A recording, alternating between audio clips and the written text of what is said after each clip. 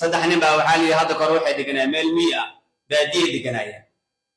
dabeetana waxay ku tashteen maadaama ay baadiye deganaayeen inay masaajid ka dhistaan si wanaag saddexda nin waxaa la kala oran jiray nin la yidhahdo sulaymaan nin la yidhahdo daawuud iyo nin la yidhahdo ibraahim saddexda nin masaajidkii bay dhiseen weliba waxaa hantida ugu badan bixiyay ninka la oran jiray daawuud laakiin si wanaag ninkaasi ma uusan lahayn waxaa la yidhi marka saddexda nin markay masaajidkii dhiseen ninka daawuud aliyaada ayaa uga hanti badnaa masaajidkan in badan oo ka mid a dhisay laakiin asaga qur-aanka ma aqoon laakiin labadano kale waxay laba nin qur-aanka yaqaanay ahay masaajidka waa la dhisay alxamdulilah khudbaa lagu oogay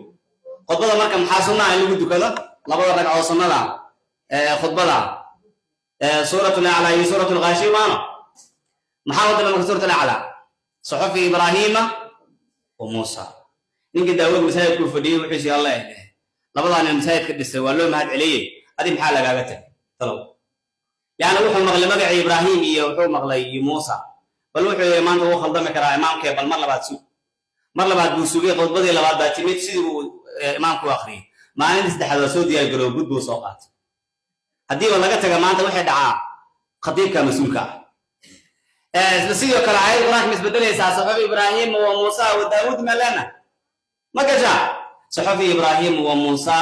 ayuu kusoo gaya kadib horyahay oo masaajidka ma labadaa nin keliya baa dhisa daanyaariyo dadka kaleba way dhisaan baa igu soo darti bimacnaa marka waxaan ula jeednaa qofkaas maxaa halkaa dhigay ninkaas daawuud maxaa halkaa dhigay waa qur'aan la'aanta wey marka waxaad haysataan nimco fara badan ilaahay ha nagu anfaco